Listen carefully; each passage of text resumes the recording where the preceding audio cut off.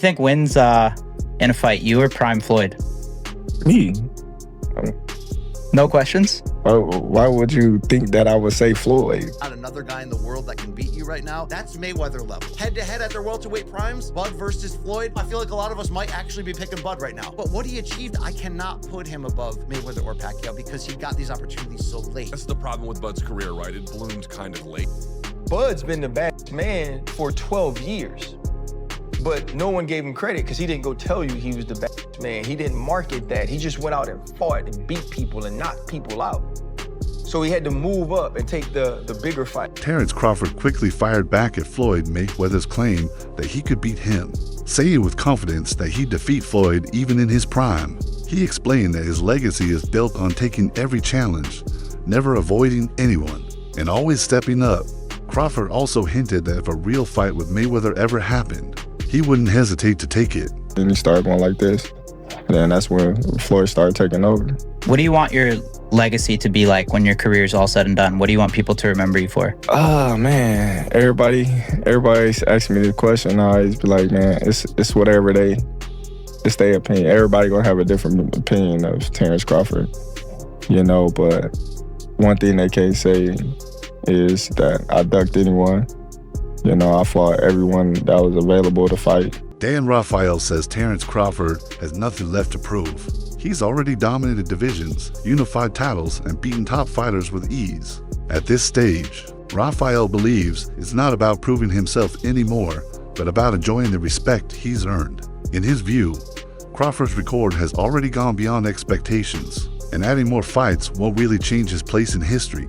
His recent dominance alone is enough to secure his legacy as one of boxing's all-time greats. What does a Terence Crawford do now? Like, what's the next thing that he does? Because you look around and go, is the only way that he really gets that ultimate chance if he goes up again? And do you say, you know, what do you do? I don't quite. Yeah, I mean, you know, he was asked those questions at the press conference. He made two things clear. One, he's not going back to 154, and I say that because some people suggested about possibly pursuing a fight with Ennis, who has his debut in the weight class coming up. Yeah. That's probably unlikely. He's not going to go back down in weight. And I mean, no disrespect to Ennis, but Ennis is a guy that's known within the diehards of boxing. He's not in any way known beyond the boundaries of the hardcore boxing fans. So yeah. I don't know if that makes sense for a lot of different reasons for him. Not to say I wouldn't, as a boxing fan, enjoy watching the fight. So, yeah. But I don't think he's going back to 154. He was asked about like a Benavides at 175, and he acknowledged like that guy is really big. I mean, that's maybe a bridge too far. He already went up to 2 weight classes to fight Canelo at 68. So it feels to me like he can either stay at 168 and defend this championship and look to the same types of names that were being thrown around as the types of guys that would have been in the mix for Canelo had he won the fight. And, you know, he's going to have mandatories. Obviously, that's the first thing they'll have to look at. I mean, I don't know if he's not going to necessarily keep the belts if he's forced into a mandatory. He doesn't need the belts at this point, but there might be something appealing to him. You know, for example, you know, and Billy had a great fight on the undercard, although he's been ordered to fight a rematch in that fight. Mm-hmm. That was, you know, fight of the year against Lester Martinez, candidate for fight of the year. Crawford's win over Canelo Alvarez has shaken the boxing world, with fans now comparing it to Mayweather's victory against a younger Canelo. Many point out that Crawford beat a more experienced version of Canelo, raising questions about whether he might actually be greater than Floyd. But Luke Thomas argued that Mayweather became a superstar much earlier, while Crawford had to wait because of weak promotion and late recognition. So even if Crawford's win seemed more impressive, Thomas says it doesn't automatically place him above Floyd in history, since timing and career paths play a big role in those comparisons. Was a masterclass. One guy with outrageous skill offensively and defensively, simply making another very good fighter look lesser than. This was the other part. The people who watch MMA and then try to watch boxing through an MMA lens, I don't know what to tell you. You're actually missing the point. The kind of specific details and the depth of the technical ability far surpasses even what you can get at the highest level of MMA because they don't have that level of skill. There is no equivalent in MMA to Bud Crawford. Crawford, because there cannot be. Bud is the most talented boxer I've seen since Mayweather. I think Crawford is way better than Floyd Mayweather. To be fair to Floyd, he obviously had hand problems in his whole welterweight run, and it's why he took that long stretch off in 2007, 2008, 2009 area, and Floyd's brilliance to be able to be just as great in some ways at that age. We're not here trying to dunk on Floyd. When you get a victory like this, right now, straight up, Luke, you could say that there's not a welterweight, junior middleweight, or maybe even super middleweight. When you could say over like a 4-division stretch, Bud, cut down to any of these weights, that there's not another guy in the world that can beat you right now, that's Mayweather level. Head-to-head at their welterweight primes, Bud versus Floyd, I feel like a lot of us might actually be picking Bud right now. But what he achieved, I cannot put him above Mayweather or Pacquiao because he got these opportunities so late. That's the problem with Bud's career, right? It bloomed kind of late. I find Bud to be as defensively sound as I've ever seen a fighter. He can find you. There's nowhere to hide with him. Like Floyd, he has such control over the terms in there. It's just... Buddy McGirt praised Crawford heavily after the Canelo fight, calling it a true masterclass. He said Crawford controlled the action from the opening bell and never allowed Canelo to fight his usual fight. For McGirt, the win was so one-sided that a rematch makes no sense. The skill gap was simply too wide. He also called it the legacy-defining victory Crawford had been chasing.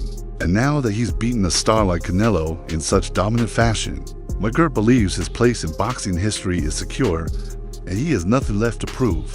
Yes. Like, what fight were they watching? Right. I mean, it's. I don't know, man. I don't know what some of these guys be doing in this game, man.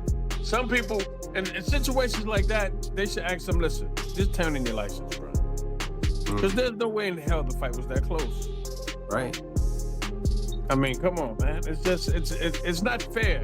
It's not fair. You get a guy like Terence got here and dominate from beginning to end, and then you find out he needed the last 2 rounds to win. That's scary, man. It is, and you see how you just mentioned scary. Now, a lot of people are saying, buddy, that type of beating, nah, he's not gonna want a rematch. But looking at those gold cards and knowing that, hey, you wasn't too far behind, even though, you know, he did mention that, you know, he's better than Mayweather. But I mean, what's your thoughts? Do you feel like that was such a beating that Canelo wouldn't want a rematch? No, you know, I think that, in all honesty, personally, I think that Canelo's at that stage in his career right now, you know, that it's a rematch he don't need. He don't need it. You know what I mean? You know what I mean? What we saw that night, that's the stage Canelo's at right now. I mean, he's fought everybody, he's did everything. You know what I mean? He passed the torch to the right guy. You know what I mean? He passed the torch to the right guy. You know what I mean? He lost to Terence fair and square, and he passed the torch. So if you're gonna have another fight, cool, but you don't need to. You have nothing. He has nothing to prove. You know, he fought Terence when nobody else would. When experts compare Crawford to Mayweather, they often point to Floyd's mental edge as the difference. Crawford's skills are elite. He can switch stances, adapt instantly, and pick opponents apart with ease. But Floyd had a unique ability to get inside his opponents' heads. He didn't just beat them with skill. He made them doubt themselves and break mentally. That psychological edge is what many believe puts Floyd just a step ahead, while Crawford matches him in talent. Floyd's control and mind games make his greatness stand out even more. Hagler, Hearns, I've seen Sugar Ray Leonard and Marvin Hagler. Like, I've seen all of those things, and those fights were wars. Floyd Mayweather is the best boxer I've ever seen. He's the most skilled boxer I've ever seen. Bud, and this is just my opinion, is the baddest man I've seen wear boxing gloves. And here's why I say that. Here's why I say that. Bud is extremely skilled, right? Yet not as skilled as Floyd Mayweather. Floyd Mayweather made people look foolish, right? And so if I had to say who's the greatest I've seen, and Bud said it, right? The best of an era and the best of an era, it's Floyd. But when I watched Bud against Canelo, there was this extreme skill on display, And there was a level of crazy that's different. There was a level of, and Floyd's extremely tough. Go back to Shane Mosley and the 2 punches he landed early in the fight and the way that he embarrassed him. I'm not saying that Floyd's not tough, Floyd's not a bad man, but there was domination inside that ring we saw this weekend. And there's no fear in him in the way that he's attacked, gaining notoriety.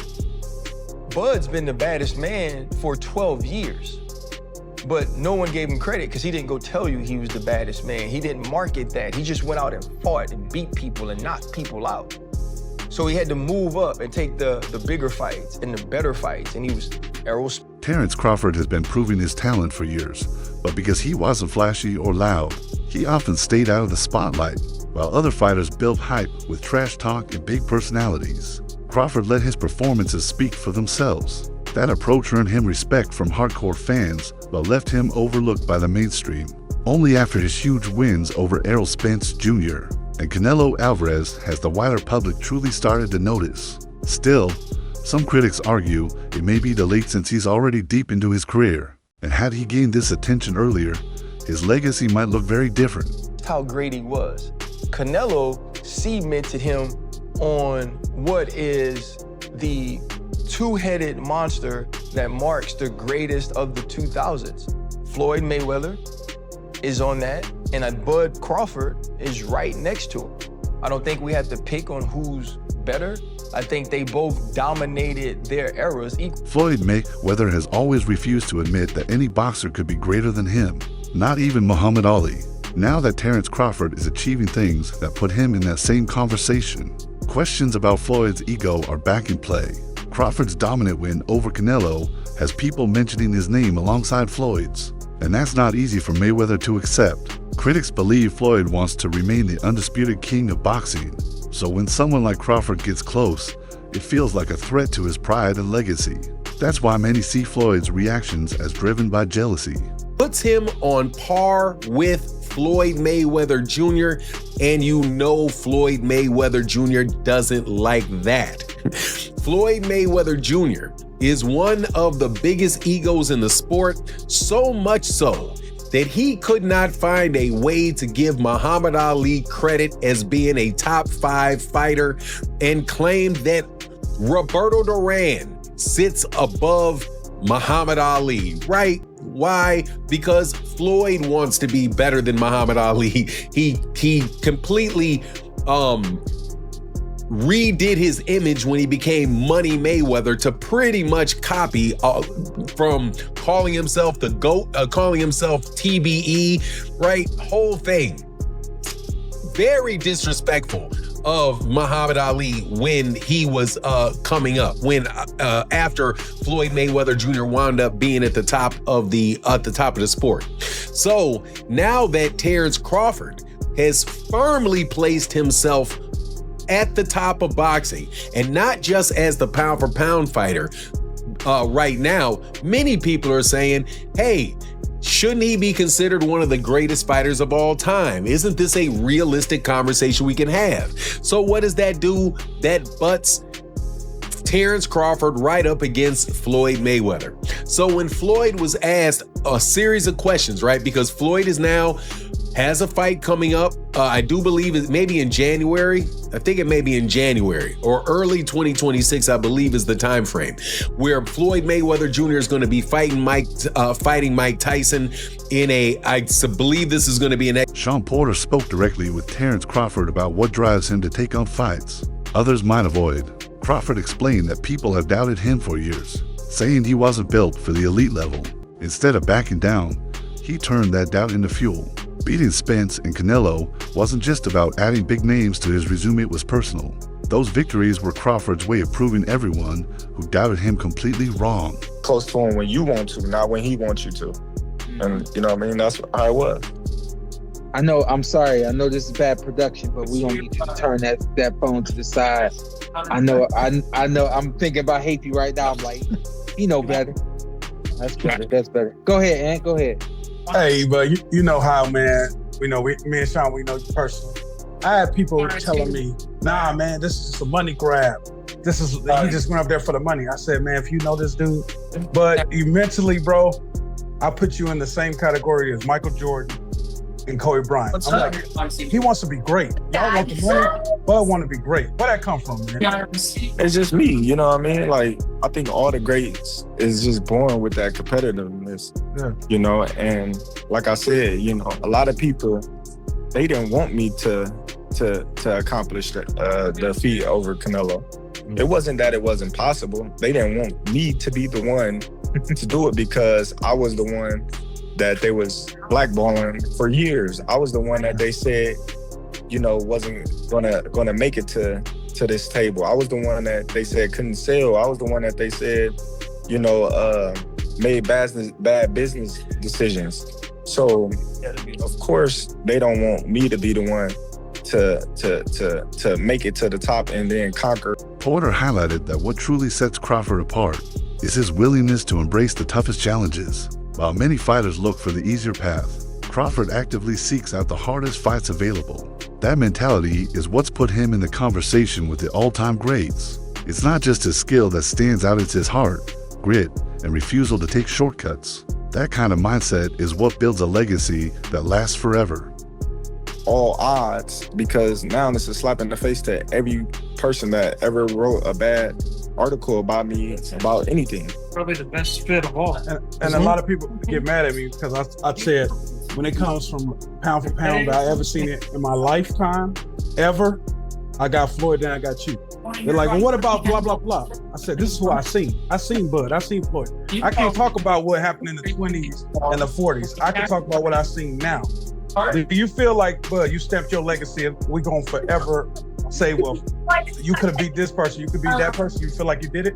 Of course, it's definitely going to be, it's already written in the history books. Yeah. Like before, everybody was already comparing me and saying things like that, but hold on. Yeah. I know, good job. Okay. But now, you know what I mean? It's like, okay, so now he proving himself with a bigger, stronger guy in his weight division that he was undefeated in, that he was undisputed in, you know? So those things like that, you know, you can't ignore. Hey man, how do you allow people not to put their limitations on you? Because when I gave motivation last week, I told them like how you motivated me to start my own company. And come out, I remember you been in my living in my kitchen, motivated me to start my own company. How do you allow no one else to put their limitations on you? Easy.